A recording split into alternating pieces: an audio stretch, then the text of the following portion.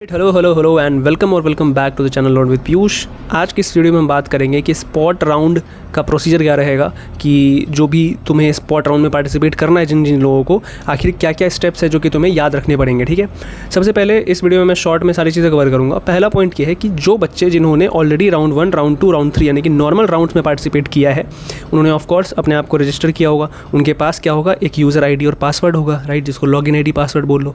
तो जिन्होंने पहले से रजिस्ट्रेशन कर रखा है उनको फ्रेश रजिस्ट्रेशन करने की ज़रूरत नहीं है। वो अपना पुराना यूज़र ID और पासवर्ड यूज़ करके आप स्पॉट राउंड में पार्ट ले सकते हैं। ठीक है, स्पॉट राउंड के लिए रजिस्टर कर सकते हैं।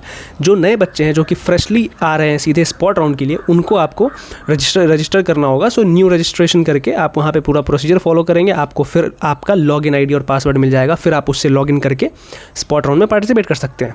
पहला पॉइंट। दूसरा पॉइंट ये है कि अगर स्पॉट राउंड में आपने पार्ट लिया और आपने कोई चॉइस फिल नहीं किया, आपने कोई प्रेफरेंस नहीं डाली, चॉइस प्रेफरेंस नहीं डाली, तो आपका जो पुराना सीट है जो मिला है तो वही रिटेन रह जाएगा। मतलब वही जो आपको पहले मिला था वही आपको रखना पड़ेगा, या नहीं अगर आपको कोई सीट नहीं मिली है तो आपको कोई सीट मिलेगी भी नहीं, क्योंकि ऑफकोर्स आपने चॉइस ही फिल नहीं किया, राइट। सेकेंड केस, अगर किसी को सीट अलॉट हुआ है और उसने उस अपने रिस्पेक्टिव कॉलेज में रिपोर्ट भी कर दिया है, कंसिडरिंग रिपोर्ट कर दिया है, राइट। पिछले पॉइंट के लिए भी रिपोर्टिंग वाज मैंडेटरी कि भाई जिन्होंने रिपोर्ट कर दिया अगर सीट अलॉट हुआ है तो, ठीक है। और अगर उसने नया प्रेफरेंस डाला, ठीक है, जैसे मान लो मुझे BPIT का CSE मिल गया है फॉर एग्जांपल, और मैंने नई प्रेफरेंस डाली है, उसके अकॉर्डिंग मुझे फॉर एग्जांपल USICT का CSE मिल गया फॉर एग्जांपल, तो वो मुझे लेना ही होगा। कोई भी केस में मैं वापस से BPIT CSE नहीं ले सकता कि मुझे वो वाला सीट दिला दो, ठीक है। There is no way possible, ठीक है। तीसरा पॉइंट।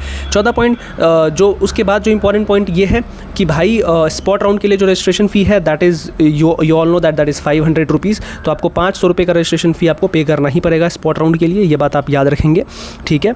और जो स्पॉट राउंड हो रहा है वो जितने भी IPU CT क्वालिफाइड कैंडिडेट्स हैं और national level test qualified candidates हैं, जैसे JEE मेंस हो गया, ठीक है, उन सब के लिए वैलिड है, ओके। ये चीज़ है। दूसरी बात, अगर कोई अपनी कैटेगरी चेंज कर रहा है तो भाई अपना सर्टिफिकेट प्लीज़ ध्यान से संभाल के और बहुत ही स्ट्रॉन्ग सर्टिफिकेट और वैलिड सर्टिफिकेट रखना अपने पास, ठीक है। बाकी मेजर चीज़ यही थी, overall the crux was this only, कि भाई जिन्होंने रजिस्टर कर रखा है ऑलरेडी उनको सिर्फ अपना पुराना यूज़र ID पासवर्ड यूज़ करके आप लॉगिन करेंगे, और जिन्होंने रजिस्टर नहीं किया था उनके लिए ये है कि उनको फिर से मतलब उनको फ्रेश रजिस्ट्रेशन करके आपको नई यूज़र ID पासवर्ड मिलेगी, फिर उससे आप लॉगिन करके आप अपना स्पॉट राउंड में पार्टिसिपेट कर सकते हैं। Choice filling is important. Choice fill करोगे तो सीट मिलेगी, और जो मिलेगी वो लेना पड़ेगा। अगर चॉइस फिल नहीं करोगे तो कोई सीट नहीं मिलेगी, पुरानी वाली रह जाएगी, या फिर अगर पुरानी नहीं मिली है तो नहीं मिलेगी। This was the entire thing about the spot round procedure. Please इसको ध्यान रखना, ठीक है। इसके बाद एक वीडियो बनाऊंगा मैं डॉक्यूमेंट वेरिफिकेशन के ऊपर। तब तक के लिए अगर आपने सब्सक्राइब नहीं किया तो please do subscribe the channel and switch on the notification bell icon. तब तक के लिए thank you so much and have a great day. See you, bye bye.